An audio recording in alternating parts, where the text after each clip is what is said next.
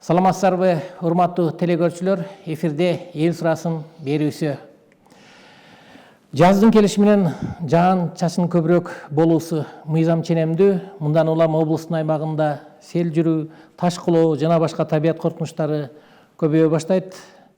Бул жана башка ушуга байланыштуу бүгүнкү темабыздын алкагында сөз кылуу үчүн студиябызга атайын конок чакырганбыз. Биздин эл сурасын берүүсүнүн коногу Кыргыз Республикасынын өзгөчө кырдаалдар министрлигинин Баткен облустук башкармалыгынын калк жана аймактарды коргоо бөлүмүнүн башчысы Алтынбек Эрназаров келип отурат. Ал эми берүүнү мен Мамажан Молдоев алып барам. Саламатсызбы, Алтынбек мырза? Саламатсызбы. Мына мен жогоруда айткандай эле бүгүнкү күндө Баткен облусунда ушул жаз мезгилинде айрыкча айрым кооптуу аймактарда табият коркунучтары элге коркунуч келтирген тобокелдиктер пайда болуп калат. Мына быйылкы жыл эми башталып алдында турат, бирок өткөн жыл боюнча биринчи маалымат айтып өтсөңүздөр, мына өткөн жыл биздин ушул Баткен облусунда канчалык деңгээлде кооптуу болуп өттү? Өткөн жылы мурдагы жылдарга караганда кичине кургакчылык болду, сел азыраак болду дейбиз. Мурда 24-жылы 30 өзгөчө кырдаал катталган болсо, анын 24-ü сел кырсыгы катталган. Анан калгандары жана башка өзгөчө кырдаалдар катталган. Ал эми 25-жылы өзгөчө кырдаалдар катталган жок, сел кырсыктары эле катталды. Себеби жүргөн сел кыяндары өзгөчө кырдаалдардын критерийлерге баалуу өлчөмдөргө жетпегендиге байланыштуу кырсык деп катталып калды. Өткөн жылдары сел чоң материалдык чыгымдарга алып келген, ошого байланыштуу өзгөчө кырдаалдарга 24 сел кырсыгы өзгөчө кырдаалдар деп табылган 2024-жылы. Жакшы, мына Алтынбек мырза, биздин берүүбүз түз эфирде болуп атат. Биздин урматтуу телекөрүүчүлөр, мына экран астындагы WhatsApp номерге ошол өзүңүздөрдүн аймагыңыздардагы кооптуу делинген участоктор боюнча эгер маселелер болсо, экран астындагы номерге жазуу түрүндө WhatsApp аркылуу берсеңиздер, сиздердин сурооңуздарга жооп алып берүүгө аракет кылабыз. Ал эми мына Алтынбек мырза, бүгүнкү күндө ушул Баткен облусундагы кооптуу аймактар боюнча сөз кыла турган болсок, кайсыл аймактар кооптуу деп эсептелинет да Баткен облусунун аймагында? Баткен областында кооптуу деп эң көп кооптуу сел участкалары бар. Област боюнча 129 участка деп эсептелинет, аймак деп эсептелинет. Ал эми жер көчкүлөр бар, ал 87 област боюнча. Мындан сырткары таш кулоо участкалар бар областта. Таш кулоо боюнча ар бир райондо бир 2-3 участкалар бар да. Лейлекте Катыраң өзгөрүш айылдары бар. Баткенде мына Алтын Бешик айыл аймагында бар. Кадамжай шаарында бар, Орозбеков айыл аймактарында бар, таш кулоо участкалары бар бизде. Анан жана жер көчкү саны боюнча бүгүнкү күндө кооптуу участкаларын айта кетсек, Кызылкай шаарында бир аймак бар, Сүлүктү шаарында 66 объект бар. Эң көп Сүлүктү болуп атат биздин област боюнча. Баткен районунда 7 аймак бар, Кадамжайда 12, Лейлек районунда 1 жер көчкү участкалары бар. Ал эмне үчүн кооптуу деп аталат да? Эмнеси менен кооптуу?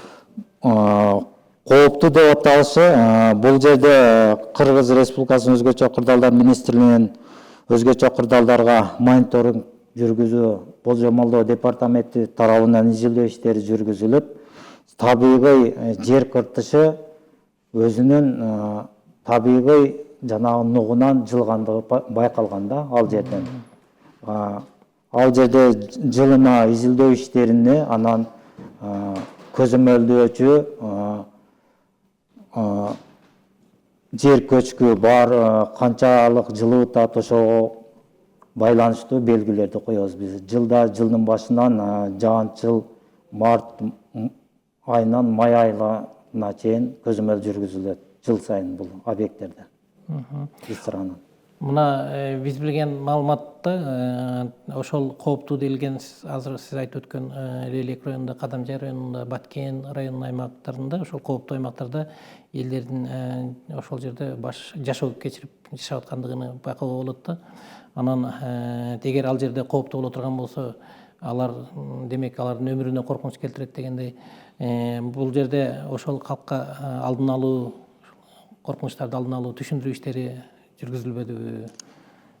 Азыр Маалыматы жокпу бул боюнча? биздин статистика боюнча, область боюнча былтыр 305 болгон, быйылкы жылга 292 турак үй көчүрүүгө тийиштелген кооптуу аймакта турат. Айта кетсек, Кызылкыяда 3, Сүлүктүдө 44, Кадамжайда 49, Лейлекте 129, анан Баткен районунда 67. Жыл башынан бул турак үйлөрдүн жашоочуларына МЧС тарабынан жергиликтүү бийлик менен биргеликте барып түшүндүрүү иштерин жүргүзүп, эскертүүлөр берилет.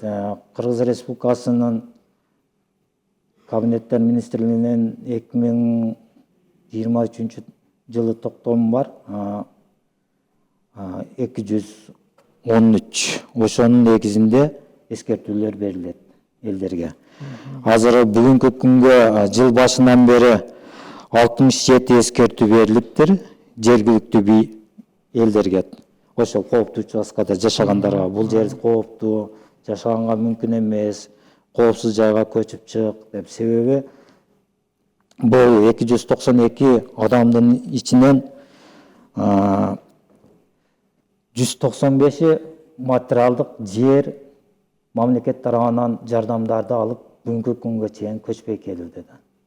Булар мамлекет тарабынан жардамды алган, жерди дагы алган, үй, анан сууда дагы алгандан көчпөй бүгүнкү күндө жанагы кыргызчылык кылып, ата жай деп таштап кете албайбыз деп жашап келген үй бүлөлөр бар. Ошолорго жыл сайын түшүндүрүү иштерин жүргүзүп, жазма түрүндө эскертмелерди беребиз.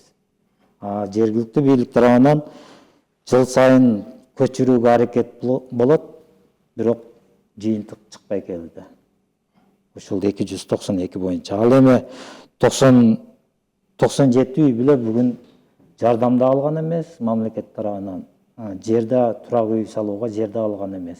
Бул боюнча жергиликтүү бийлик, райондук мамлекеттик администрациялар жер бөлүп берип, коопсуз жайга көчүрүү боюнча иш алып барып жүрүүдө.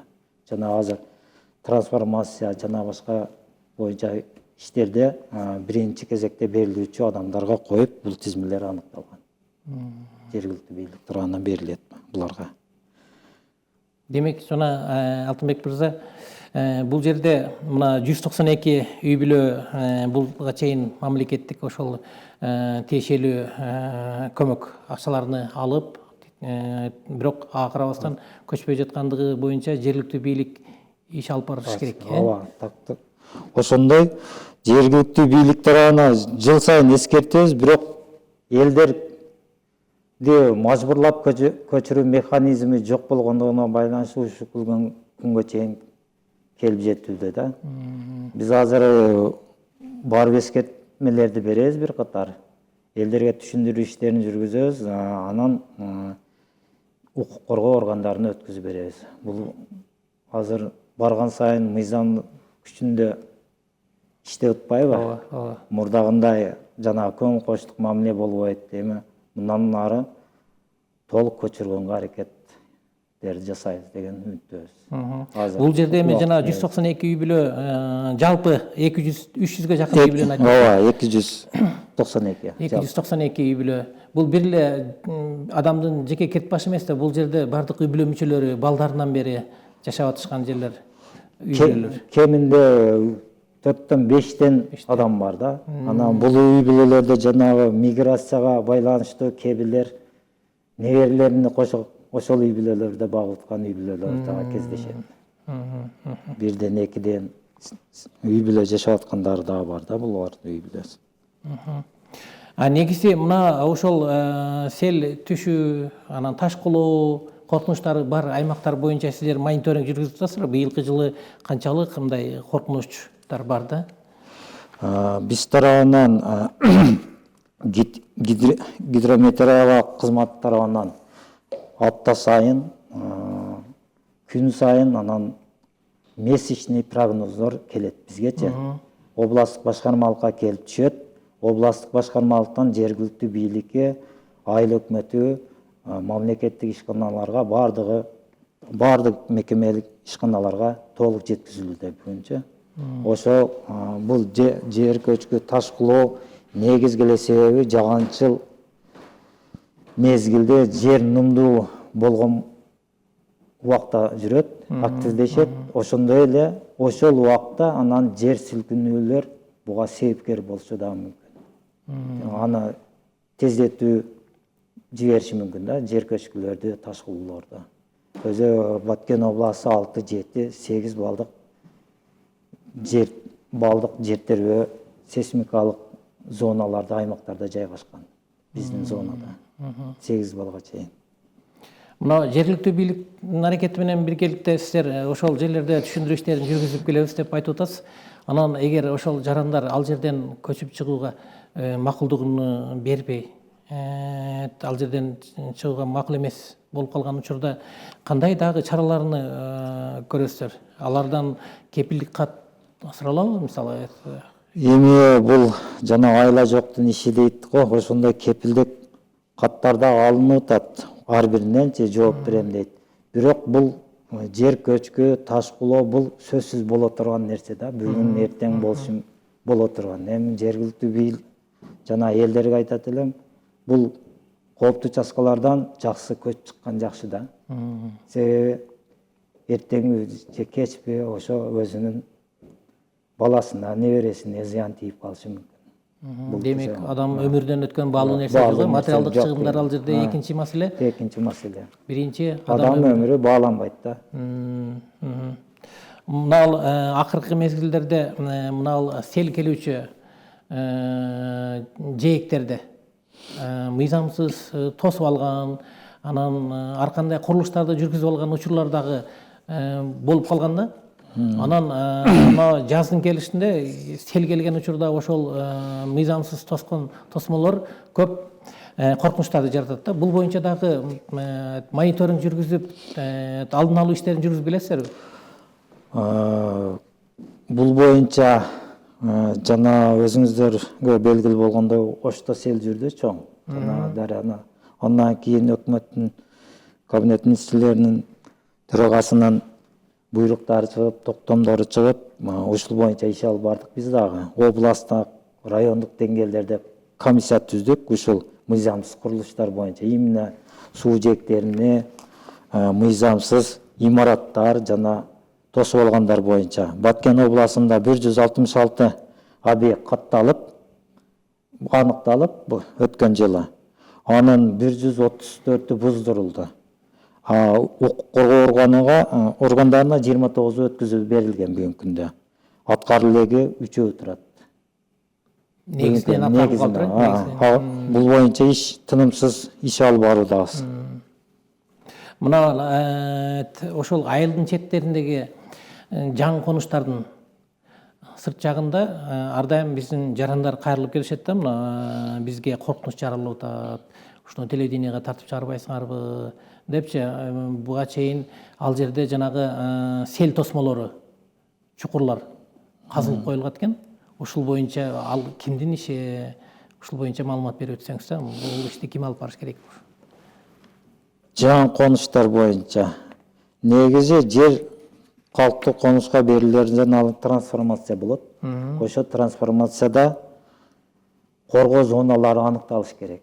Анан коргоо зоналары аныкталып, ошо селден коргоо зоналары инфраструктура бүткөндөн кийин жер берилиш керек да. Азыр бизде трансформация бүттүлү картага карап туруп эле элге берип ташталып атат. Анын коопсуздугу боюнча биринчи иш-чараны жүргүзүп туруп элге бериш керек. Ошондой иш-чараларды азыр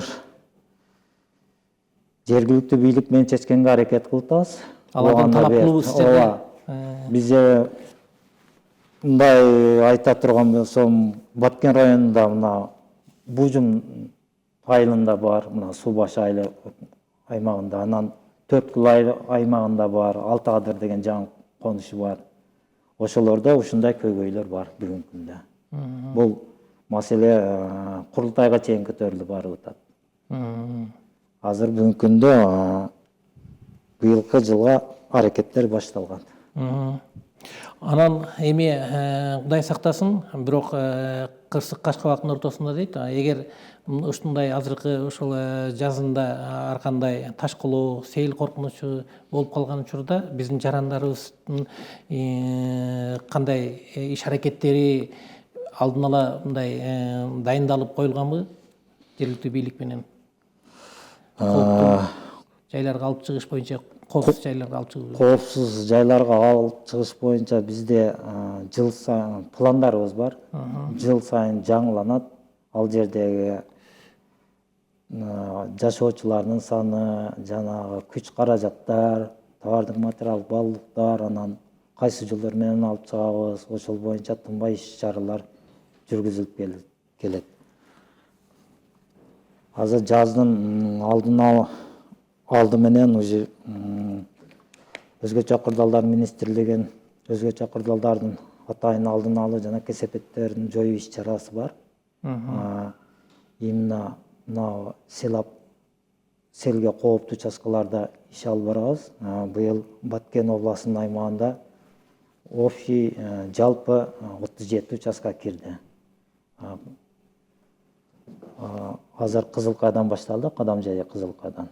1-2 айда 50-60%ке мына силарларды, жээктерди бекемдөө, турак үйлөрдү коргоо иш-чаралары 50-60%ке аткарылат деген үмүттөбүз.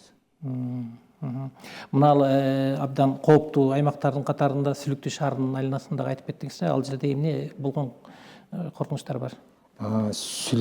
Сүлүктүнө негизинен жер көчкү, жер кыртышы жана жер көчкү жүрүү божомолу көбүрөөк да, себеби жана сары тупуракта ал жердечи. Ошо жер кыртышы, ошо жер көчкүгө кооптуу. Анын үстүгө жана Сүлүктүү шаарын билесиз, өндүрүштүк шаар болгондон астыда жана шахталар бар, көмүр кендери бар. Ошого байланыштуу Сүлүктүдө эң жогору өзгөчө кырдаалдардан ошо жер көчкү кооптуулугу жогору турат. Селге караганда да. Бүгүнкү күндө ушул коркунучтуу аймактарда жашап жаткан жарандарга түшүндүрүү иштерин жүргүзүүдө дагы жергиликтүү бийликтин аракети, алардын жоопкерчилиги абдан маанилүү болуп атат экен да. Анан бул боюнча сиздер канча жолу кайрылсаңыздар деле ошол көчпөй жаткандыгы мына азыр айтып өттүңүз. Бир топ үй-бүлөлөр мамлекеттик тиешелүү баягы жардамдарды алып алган, бирок ага карабастан жер бөлүнүп берилгенине карабастан көчүп чыкпай атат депчи. Бул жерде ошол жергиликтүү бийликтин реакциясы кандай болуп атат? Ушул маселелерди сиздер ал жерде айтып атасыздарбы? Мына райондук, шаардык жергиликтүү бийлик башчыларына. Бул боюнча жылда чогуу барып элдерге түшүндүрүү иштерин жүргүзөбүз. Мүмкүн болушунча чыгаргыла дейт. Чыкпайт да элдер. Чыкпай келүүдө. Анан жер алган жерине көчүп чыкпесең, ал жерге келине бересини киргизип койгон. Анан бул азыр ошол жашап аткан үйүнө түшүндүрүү иштерин жүргүзүп барсаң, ошол убакта ата энеси ошол убактагы адамды таппаган учурлар дагы болуп атат да. Ата энеси кайтыш болуп кеткен, барсаң баласы болот же бир булардын ичинен жашабаган семьялар дагы бар. Жана миграцияда жүргөн, бүгүнкү күндө убактылуу жашаган эмес, жашабайт, бирок турак үйү бар да. Били болбойт да, ал биз жок деп келе берген менен бир күн болсо бир күн ата жайына барып туруп, бир күн түнөгөнү барып калышы мүмкүн. Кабар алып калмалык. Ошол учурда кырсыкка калып калышы мүмкүн да. Бүгүн ошого биз булардын санын жана тизмеден чыгара албай турган үй-бүлөлөр дагы бар да бүгүнкү күндө. Негизи мына мыйзам боюнча ошол кооптуу аймактардан көчүп чыкпаган учурда жарандарга кандай мыйзам талаптары көрүлөт, чаралар көрүлөт? Азыр биз тараптан азыр бүгүнкү күндө эскертүүлөрдү бердик. Эскертүүлөрү бүткөндөн кийин укук коргоо органдарына өткүзүп беребиз. Прокуратурага өткүзүп беребиз. Ал жерде бул көчпөгөн жарандарга мыйзам талаасында иш алып барылат бүгүнкү күндө. Күч менен болсо дагы ал жерден көчүрүп чыгуу аракеттери жүргүзүлөт. Бул абдан маанилүү экен. Себеби мына азыр сиз экөөбүз айтып атабыз, адам өмүрү эң баалуу депчи. Андан тышкары жыл сайын ошол сел көчкүлөрү, таш көчкүлөрү, жер көчкүлөрү миллиарддаган сомго мамлекетибизге чыгымдарды алып келип атат. Мына Баткен облусу боюнча барбы ушундай маалымат? Канча миллион сомдук чыгымдар келтирилип атат мына табият кырсыктарынан улам? Табият кырсыктарынан улам азыр менин жанымда жок экен. Жылына мен билгенден 100 миллиондон ашык чыгымдар Баткен областында катталат да жылына. Сел кырсыктарынан материалдык минимум. Эгер чоңураак масштабта болуп кала турган болсо миллиарддаган суммага жетип барышы мүмкүн.